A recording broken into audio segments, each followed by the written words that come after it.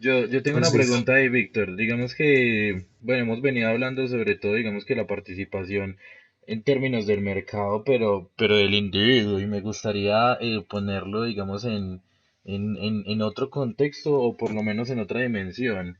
De alguna manera se habla pues del imperialismo en términos de Estado, ¿cierto? De los estados imperialistas. En este caso, pues hablando de, digamos que el mismo hilo lógico que ha llevado a la exposición de la participación en el mercado. También, pues la pregunta dirigida para Sandra. Pareciera que Estados Unidos, digamos, es como el tipo ideal en el sentido de ver de lo que sería un Estado imperialista. Pero, por ejemplo, hablando en términos de participación en el mercado de los estados, ¿qué papel cumple China en esta discusión del imperialismo? Y si podríamos catalogar a China y a Rusia como estados imperialistas y sobre todo, de alguna manera, ¿qué particularidades encontramos, si el caso es ese, de que estos estados pues sean estados imperialistas? Sobre todo, digamos que planteo la pregunta en el marco de lo que la jefa del Comando Sur, Richardson, ha mencionado que es pues la necesidad otra vez pues de retomar de alguna manera el control de los mercados en América Latina y sobre todo pues también de los minerales que hay en América Latina. ¿Qué papel cumple entonces China y Rusia en el desarrollo del imperialismo ahora en el siglo XXI? Y si podríamos catalogarlos como estados imperialistas y en ese sentido, pues de alguna manera, ¿cuáles son las particularidades de Rusia y China en este caso en el desarrollo del imperialismo?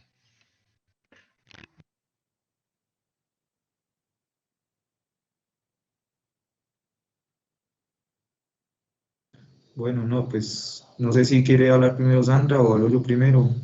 como quieran. Hágale, hágale. Listo, no, pues digamos que el papel que ejercen tanto China como Rusia en torno al proceso o al imperialismo como un proceso, digamos, se puede demostrar precisamente como lo ha demostrado Marlon, en la disputa, no solamente en el mercado como económicamente hablando, sino precisamente podemos estarlo viendo directamente en la guerra que está pasando tanto en Ucrania digamos, en los diferentes escenarios que se ha presentado antes de Ucrania. Que tengamos en cuenta que Ucrania pues estuvo en boom, como, como todo ha estado a partir de las redes sociales, estuvo en boom, sobre todo el año pasado, pero eso no implica que que todavía no haya disputa y haya guerra en Ucrania. Y de hecho Ucrania viene en disputa o en guerra con Rusia desde hace ya 10 años. Es algo a tener en cuenta. Y otra cosa pues a tener en cuenta es la anterior guerra en Siria, por ejemplo, cómo esos diferentes espacios eh, son estratégicos por diferentes recursos naturales, principalmente por el petróleo o el gas, de disputa entre Rusia y Estados Unidos, principalmente porque ellos son los que más se han metido de lleno en la guerra, o sea, tiene una confrontación directa. La confrontación con China, de China y Estados Unidos es más en términos económicos, como precisamente China ha ido escalando poco a poco todo este siglo XXI, desde inicios del siglo XXI, cómo ha ido escalando poco a poco y cómo hemos dejado de tener la idea de que todo lo chino es barato y mal hecho, a que lo chino está bien hecho y ya las mercancías que están, digamos, en auge o se ven más y son mejores son las chinas, por ejemplo. Volviendo a lo de la guerra entre Rusia y Estados Unidos, pues yo sinceramente, por más que uno pueda estar a favor de un bando u otro, sea en términos de Ucrania, por cuestiones de lucha contra el fascismo. Eso es imperialismo. Eso es imperialismo, con algunos remanentes que el mismo Putin utiliza de la Unión Soviética, y sería muy bobo si no los utiliza, que eso hace parte de la identidad de Rusia,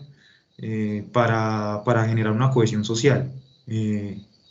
China, sí, China es una economía mixta, ¿yo qué podría decir? Dicen que China es capitalista de puertas para afuera y comunista, socialista de puertas para adentro. Lo dicen de manera peyorativa, porque claramente se menciona la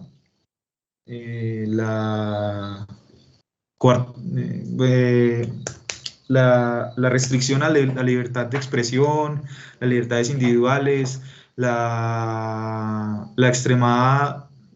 se señala la extrema enajenación de los individuos, la extrema explotación, bueno, todo ese tipo de cosas, y dicen, pero eso es porque son socialistas, pero, y de puertas para afuera se comportan como capitalistas. Digamos que para hablar de China se tendría que estudiar, considero que habría que meterse mucho a estudiarla como fenómeno muy concreto, y eso llevaría no solo para un capítulo, sino para muchos más, porque a mí parece que hay muchas cosas álgidas y complicadas, y cosas que yo por lo menos todavía no entiendo mucho de la sociedad china y del sistema económico chino, que en términos pragmáticos está funcionando, eso hay que reconocerlo. Y dentro de la lucha entre imperios, les está funcionando, están desbancando y están haciendo entrar a Estados Unidos en crisis. Y la han estado haciendo entrar en los últimos 10 años, 15 años. Tanto así que ya Estados Unidos le debe plata a bancos chinos, por ejemplo. Ese tipo de cosas hay que tenerlas en cuenta. Pero yo no lo sacaría del concepto de imperialismo por el solo hecho de la nostalgia hacia Rusia, o de porque se hacen llamar o se hicieron llamar socialistas o comunistas. Eso hay que tenerlo claro. Y, y ahí dejaría. Yo nada más agregaría algo a eso y es, digamos, la diferenciación o la desagregación entre los aspectos imperialistas entre estos países. Porque en Estados Unidos, digamos, ha practicado a lo largo de la historia un imperialismo violento y un imperialismo extractivista, sobre todo en lo que nosotros conocemos pues, como Latinoamérica. Pero digamos que el panorama ahora puede ser desde un punto de vista más ideológico, porque primero Estados Unidos está perdiendo mucha legitimidad en lo que hemos conocido como la cultura anglo, y específicamente porque nosotros estamos ideologizados a partir de este lado occidental de lo que ha sido la historia, pero económicamente y políticamente estamos viendo que estrategias como la de China están siendo vigentes ahora y eso se está poniendo en la lupa. Entonces, claramente China está siendo un enemigo ideológico, político y económico para lo que es hoy el imperio anglo o específicamente Estados Unidos. Y algo que decía también el Che es que caracterizar imperialismos implica ver bajo qué condiciones se da ese imperialismo. Si es bajo un comercio bilateral, con acuerdos, con mercancías que yo puedo aportar y que puedo importar para, digamos, un mercado en específico, o si es simplemente un imperialismo extractivista como lo que hemos visto con Estados Unidos, un imperialismo que nos deja sin recursos, que posee mano de obra barata de nuestro país, pero que simplemente no vemos resultados económicos a mediano o largo plazo en nuestro país. Y con Rusia también, digamos que es un imperialismo con Estados Unidos, pero referente al mercado de la guerra. En este momento, Estados Unidos, Francia y Rusia son las tres potencias que más comercializan armamento, pero pues efectivamente la primera es Estados Unidos. Entonces, digamos que el peligro militar que representa Rusia para Estados Unidos siempre va a ser vista como una potencia imperial que debe ser combatida para los Estados Unidos y para Occidente. Ya lo vimos con la bomba atómica, lo vemos con todos los armamentos militares, lo vemos con la guerra con Ucrania y lo vemos también en el panorama internacional. Entonces, sí, lo que yo diría es que hay que, digamos, diferenciar entre qué características tiene cada imperialismo y qué intencionalidad tiene, dependiendo de qué país estemos hablando. Bueno, ya como para ir cerrando, mm, se ha mencionado pues de alguna manera la guerra de Ucrania, sobre todo en este caso pues de la invasión de Ucrania a Rusia, pero de todos modos pareciera que de alguna manera hay unas intervenciones en este momento más directas de Estados Unidos en América Latina. De alguna manera el golpe de Estado en Bolivia, en este caso pues la presidencia del gobierno de Milei, lo que pasó en Ecuador hace algunos meses con esto del narcotráfico, digamos el bloqueo también económico que tienen las economías venezolana y la cubana. Entonces, pues de alguna manera uno ve que hay ciertas características que se siguen aplicando en este caso, sobre todo con la experiencia de Estados Unidos, y que, por ejemplo, una de las cuestiones fundamentales en esta lucha imperialista es el bloqueo de las economías. Tanto así que de alguna manera Estados Unidos lo primero que hace cuando Rusia invade Ucrania es bloquearlo. Y lo que hace Rusia pues es tomar las empresas que de alguna manera salen de Estados Unidos. Entonces, pues uno encuentra que eso es como una característica, una de las formas de intervención en el marco del imperialismo refería pues a una cuestión que uno podría decir es netamente económica. Pero en este caso, de alguna manera, ahora hablando, por ejemplo, en el país, sí, como Colombia o como Venezuela, sobre todo como Colombia, en el marco de un país que todavía tiene guerrillas, o por lo menos yo lo considero así, en este caso, pues, la guerrilla de las FARC, comandada por, por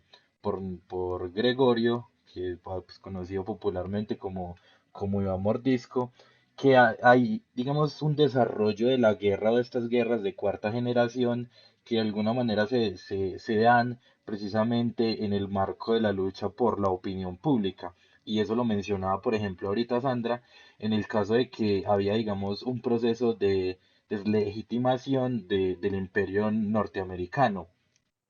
Sin embargo, uno lo que puede ver es que de todos modos en América Latina Estados Unidos todavía tiene una fuerte presencia. Tal es así que de alguna manera eso llevó a la crisis en Venezuela, a que de alguna manera las mercancías, la comida también, pues escaseara y que hubiese un proceso también de migración de la gente hacia otros países. Pero digamos que lo que uno podría ver es que también con el BRICS se está abriendo la posibilidad a que haya una relación de diferentes economías que pareciera ser que se oponen de alguna manera a esta visión unipolar del mundo en el sentido del imperialismo norteamericano, pero que de todos modos pareciera que no hay una respuesta o una propuesta de alguna manera a la lucha contra el capitalismo, porque es que usted luche con la visión unipolar de Estados Unidos no quiere decir que en ese sentido usted sea socialista o que su propuesta por lo menos tenga un carácter revolucionario. Entonces lo que uno encuentra es que si bien hay transformaciones en el caso de un antagonismo respecto a la unipolaridad que presenta Estados Unidos, pues de todos modos sí hay propuestas en términos económicos de anteponer, digamos, otros procesos económicos como el BRICS a la economía y a la dolarización norteamericana. pero yo no encuentro de alguna manera una propuesta o un proyecto revolucionario que trate de superar el capitalismo. Entonces lo que uno encuentra es que precisamente el imperialismo ha triunfado en el sentido, o ha venido triunfando en el sentido de que ha castrado ese carácter revolucionario, toda vez que de alguna manera los diferentes países pues como que asumen también cierto tipo de economía, digamos que no tan fuerte o no tan cruda como la de Estados Unidos en términos de intervención militar, pero que de todos modos siguen bajo las lógicas del capitalismo. Entonces mi pregunta es, ¿será que de alguna manera el imperialismo sigue existiendo,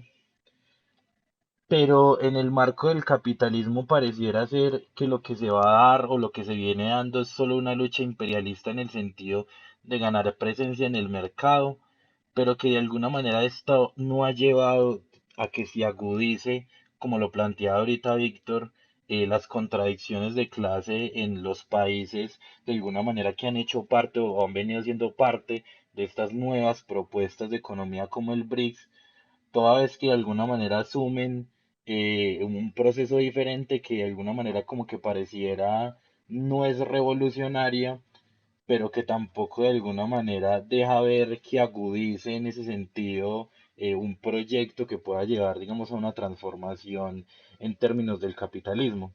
Entonces mi pregunta es esa, si uno podría ver en estas economías emergentes lo que llaman, o en estos nuevos bloques económicos, un procesos revolucionarios o simplemente se han asumido las lógicas del capitalismo y digamos que han castrado también o se ha castrado también este carácter de, del socialismo, del comunismo del siglo XX que proponía pues una transformación revolucionaria. No, pues precisamente hay, digamos, y históricamente se está viendo, digamos, que ha reculado precisamente estas posiciones que muestran en contraposición al capitalismo un proyecto diferente de modernidad con otro modo de producción, ¿cierto? Eh, Precisamente haciendo, digamos, énfasis en la extrema diversificación de la política electoral, porque hay que hacer subrayar eso. La política se ha quedado, la participación en la política se ha quedado, de la mayoría se ha quedado en la elección y ya. Porque el individuo está inmerso en otra serie de fenómenos, de problemas, solucionando cosas que el mismo mundo moderno, el mismo mundo actual se le presenta, ¿cierto? Hay una fragmentación total, cohesión social solamente existe en determinados momentos de euforia y de hecho la cohesión social que ha existido es nacionalista, como lo señalaría Lenin en la cuestión hablando de las guerras imperialistas. La nación existe solamente en ese tipo de momentos, en esos momentos donde se puede expresar una serie de euforia o de crisis, un momento de euforia o de crisis, en donde no hay una pelea o una lucha de clases como tal, sino que hay se arrea a la masa hacia la comunidad con otras personas de su misma clase, de misma condición de clase, por intereses privados. Por ejemplo, esas son las guerras en el capitalismo. Cómo pobres se matan por intereses de los ricos, o sea, porque las guerras se dan es por control de territorio y control de los recursos que hay en ese territorio. ¿Cómo se podría expresar eso? Pues precisamente lo hemos ido hablando en todos los programas, como que vamos retomando cosas y señalando cosas, y es precisamente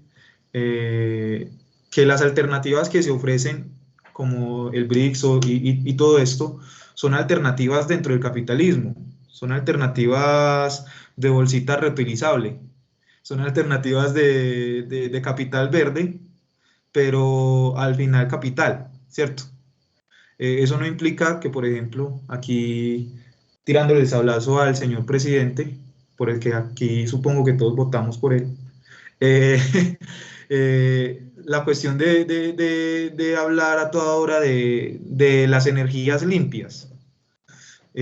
porque hay que dejar el petróleo a un lado, arriesgando a dejar quietos esos pozos de petróleo para una futura guerra cuando escasee, y que territorios como el nuestro, que supuestamente dejen eso quieto, corran peligro solamente por haber dejado eso quieto. Eh, eh, ¿Hasta qué punto esas energías limpias, ese capital verde, esa alternativa dentro del capitalismo que en ningún momento muestra, digamos, una confrontación real o desde el fundamento con el capitalismo, es limpio? O sea, ¿hasta qué punto ese capital limpio es limpio? El solo hecho de que para utilizar los paneles solares se necesite el cobalto, y el cobalto implique también destrucción no solamente del planeta, sino eh, eh, explotación de mano de obra barata y sobre todo infantil. ¿Hasta qué punto eso es futuro, cierto? Como lo pintan, y como lo pinta nuestro señor presidente Petro. No sé, no se quisiera sonar pesimista. Yo creo que hay como un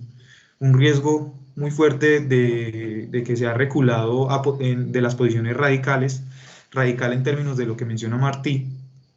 que realmente vayan al fondo del problema y digan es que el problema no es dejar de consumir, el problema no es cambiar de consumo, el problema no es ir a las energías limpias, sino que el problema es el capitalismo, el problema es el modo de producción. Eh, no es que no exista la opinión, sino que no es pública. Se ha ido, digamos, mermando porque, digamos, la condición imperialista o la condición postmoderna neoliberal ha ido avasallando contra eso, ¿cierto? Eh, Propuestas políticas en torno a eso no hay porque no son populares. Si usted no habla de ciertos temas en la política, usted está muerto. Usted está muerto políticamente. Porque la misma lógica del mercado político ha llevado a que si no se hablan de esos temas diversos, de temas de las minorías, de temas que en fundamento tendrían que estar todos conectados y no tendrían que contradecirse, pero así lo muestra el mercado, que si usted está de este lado no puede estar con este, ¿cierto? Y ese tipo de cosas. Entonces, eso es en parte el por qué este tipo de posturas, posiciones políticas, no es que no existan, sino que se han ido mermando y que se hablan más en el fuero interno que otra cosa. Yo agregaría ahí algo y ya para darle la palabra a Sandra, qué pena, Sandra. Y digamos que me recuerdo, por lo menos, sí, me trae a colación una tesis que quisiera plantear, y es que de alguna manera esto va pues también para un profesor de la Universidad de Caldas que dice que el imperialismo no existe, máxime que pareciera que se le olvidó que el imperialismo no existe y que es el fin de las utopías y que las retroutopías y todas esas maricadas que la verdad no sé por qué le pagan a gente así, para qué clase. Pareciera que estuviera haciendo propaganda, puede que fuera pagado para hacer propaganda a cierto tipo de productos y no asumir, digamos, un criterio serio de alguna manera al desarrollo de los contenidos. Y es la cuestión del ambientalismo. Pareciera ser que con el ambientalismo estamos condenados de alguna manera, primero a hablar de esto, de lo que llaman, de que la tierra es de todos. Entonces pues en ese sentido, como la tierra es de todos, pues no la vamos a explotar en algunos lugares para que en otros evidentemente sí se explote, y se arrase pues con la naturaleza. Pero me parece que detrás del ambientalismo también hay un criterio netamente imperialista. Máxime cuando con el ambientalismo se trata de que no se desarrolle la ciencia y tecnología de los países. ¿Por qué? Porque es que desarrollar la ciencia y la tecnología implica también explotar los materiales y los minerales de alguna manera de los propios países. Entonces, pues digamos que yo tengo la tesis de que de alguna manera si una economía se quiere desarrollar, por ejemplo, como la economía colombiana, si quiere avanzar en ciencia y tecnología, va a tener que de alguna manera explotar los minerales, va a tener que explotar el petróleo que hay en Colombia, va a tener que aprovechar el subsuelo y el suelo. Entonces, de alguna manera, pareciera que nosotros estamos condenados, precisamente porque no tenemos una economía fuerte, pues hacer con los indígenas unas políticas públicas para que ellos hayan sus territorios, pero no son cualquier territorio, sino territorios específicos, o bueno, eso que llaman territorios, esos lugares, para que los indígenas los cuiden. Entonces, como que vamos a hacer políticas públicas para cuidar la selva amazónica. Entonces, bueno. En la selva amazónica le vamos a dar bonos de carbón a los indígenas para que ellos se encarguen de alguna manera de cuidar pues la selva amazónica.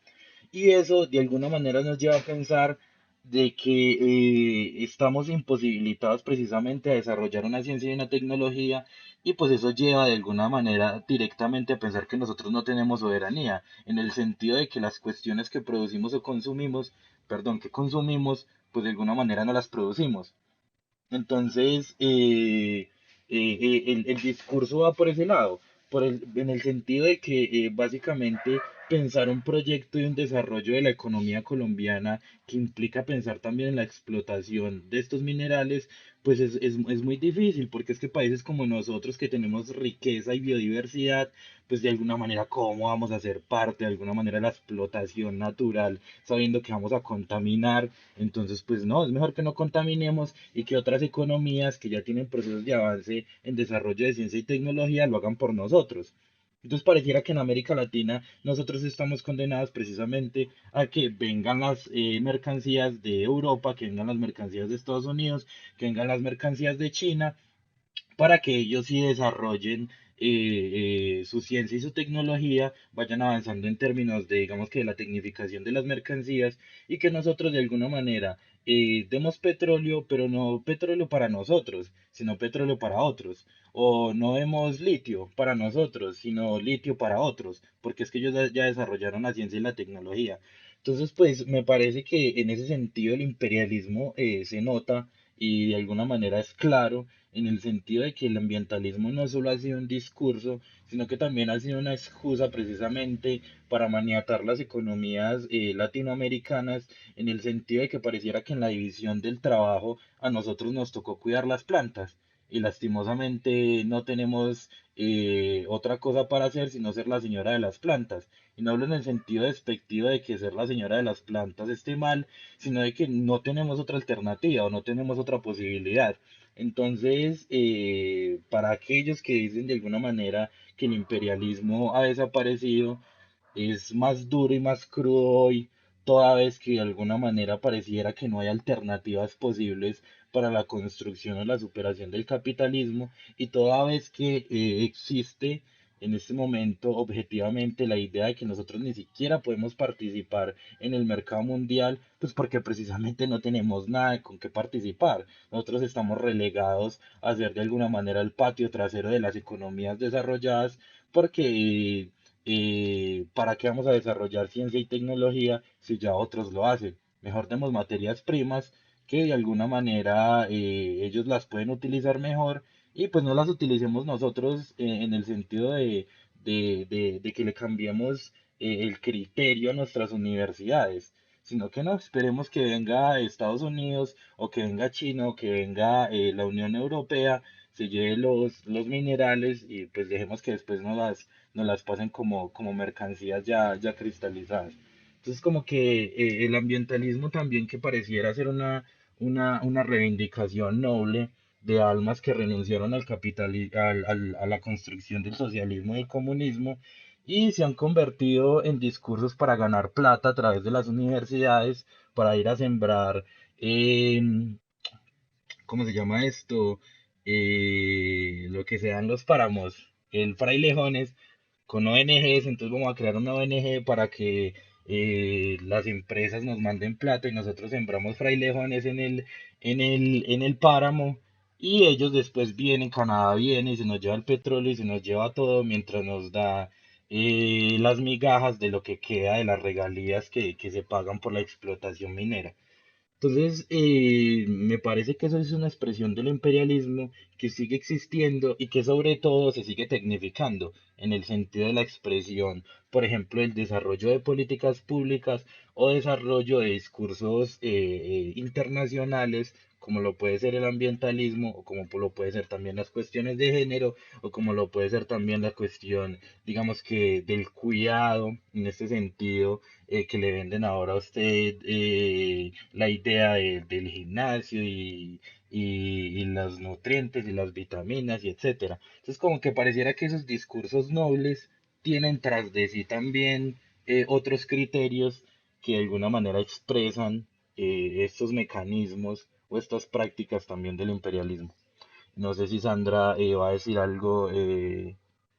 respecto a eso y respecto también a la pregunta que habíamos planteado con Víctor con las otras economías como el BRICS y tal. Es que yo ahí solamente cerraría con algo, y es que hablar de posmodernidad en una sociedad en la que habría que preguntarse si tuvo modernidad, si ahora la tiene o si siquiera está intentando desarrollarla, es como un tiro al aire, porque básicamente entender en el marco de estos discursos las intenciones políticas y reivindicativas que se tienen es partir de una base concreta de si realmente puede existir en la materia algo para desarrollar este tipo de narrativas. De alguna manera, respecto también a la otra pregunta, la única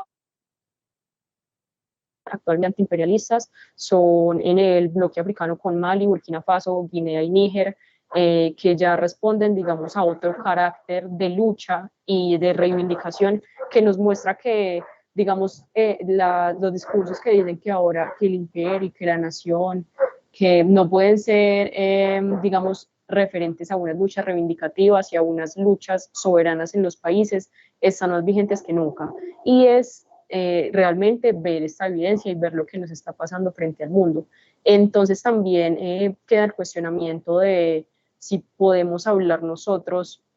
en términos de la posmodernidad, de lo que venimos hablando del ambientalismo o de otras alternativas, pero por fuera de lo que es el capitalismo, porque es que acá en estos discursos no se está atacando el capitalismo porque parece que es el Dios que no se puede tocar, porque ya hablar de otra alternativa en la academia, en los medios o en otro escenario es estar en contra de las minorías o estar en contra del respeto, de la humanidad, o estar, digamos, en una fase antihistórica porque no funcionó supuestamente. Es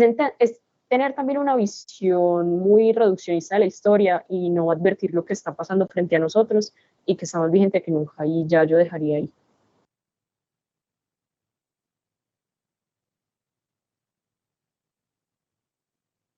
No sé si Víctor tiene algo para agregar ya para cerrar. Bueno, sí, pues tengamos en cuenta que la ideología posmoderna es vaciamiento de identidad, ¿cierto? Y pues países como el nuestro, que eso no está tan claro, no pasó por el proceso moderno como lo menciona Sandra, eh, pues es mucho más fácil implementar y es un fenómeno diferente al resto del mundo. Entonces, países como el nuestro muestran eso, o sea, cómo no hubo un proceso, digamos, de identidad moderna, podríamos pensarlo así, y por lo tanto facilita ese vaciamiento, porque pues no hubo mayor cosa, no hubo mayor desarrollo, se interrumpió cada vez que los afanes internacionales lo requerían, entonces más fácil hizo mella la ideología posmoderna. Eh, yo dejaría ahí. Bueno, a los que nos ven y a los que nos van a ver, eh, pues también dar cuenta de que esto es pues también una apuesta abiertamente por la construcción del socialismo, por lo menos esa es la propuesta que se plantea desde protesta, toda vez que pareciera que con la llegada, o bueno, no, con la llegada, no, con la interiorización de la posmodernidad, pues se relegó la posición política a una cuestión privada. Tal es así que hasta los partidos comunistas o el Partido Comunista Colombiano le da vergüenza, parecía que le da vergüenza o le da pena hablar abiertamente del comunismo o hablar abiertamente del socialismo. Por lo menos retomo una frase importante de Marx, que creo que es en la crítica de la economía política, y que eso hay que radicalizarse, no en el sentido, digamos, chambón de lo que se entiende por radicalizarse, que es irnos a los tiros, sino ir a las raíces, cosa que retomó también Chávez. Y toda vez que usted quiera de alguna manera hacer un proceso de transformación, entonces va a tener que hablar de que hay que retomar las raíces y que si es necesario transformarlas, pues si esa es su pretensión, pues de alguna manera también hay que estudiarlas y hay que hablarlo abiertamente. Entonces, de alguna manera, esta propuesta, estos programas que llevamos, es precisamente para eso. Máxime cuando este gobierno ha permitido decantar de alguna manera quiénes son aquellos que se lucran de estos discursos de las reivindicaciones de las víctimas, de las reivindicaciones de los pueblos, de las reivindicaciones de la naturaleza, que hacen parte de corrientes políticas que se asumieron históricamente de izquierda, pero que ahora tiene más izquierda José Obdulio Gaviria. Entonces me parece que es importante de alguna manera decantar personalidades, decantar partidos, decantar organizaciones sociales que de alguna manera permitan pensar no solo en el proceso de Colombia, sino en el proceso de América Latina. Máxime cuando hay actores en este momento, actores armados como las disidencias de Iván Mordisco, que se siguen planteando la toma del poder. No estoy diciendo de alguna manera o estoy haciendo una apología a las disidencias de las FARC, pero sí esto ha llevado de alguna manera a que se tomen discursos más radicales en el sentido de que son tal las cuestiones de la miseria en Colombia que todavía sigue yendo gente a la guerra porque no tienen otra alternativa que afiliarse de alguna manera a las estructuras político-militares que quedan en el país, llámese ELN, llámese disidencias de las FARC. Entonces, es un llamado para decantar, para radicalizarse en el sentido que lo mencionaba anteriormente y en el sentido también de que es necesario estudiar y que las universidades públicas que se deben de alguna manera a la plata que todos paguen, pues empiecen a servir para algo, porque pareciera que estos discursos del ambientalismo, del género, de alguna manera han hecho un proceso de atomización que no sabemos ni siquiera qué va a pasar en el país. El presidente Petro tuitea todos los días una risa respondiéndole a todo mundo, pero no sabemos qué va a pasar. La gente está aguantando hambre, la gasolina sube, se le pone impuesto al salchichón, a la ponimalta, que es lo que toma la gente normalmente, y pareciera que nada ha cambiado en el país y que se le está abriendo la posibilidad de que la derecha llegue en el 2026. Entonces, precisamente la intención de estos productos que sacamos no solo es para que se crea lo que dice acá, sino para que se discuta también, no solo en el marco académico, sino en el marco de la gente en la calle, en el marco de las organizaciones, porque finalmente pareciera que todos los días hay un proceso desmoralizador avasallante que da cuenta de que no se puede de alguna manera hacer un proceso de transformación en Colombia y por supuesto mucho menos en América Latina. De todos modos, muchas gracias pues a todas las personas que nos ven, a Sandra, a Víctor y al profe Leonardo que no se pudo conectar.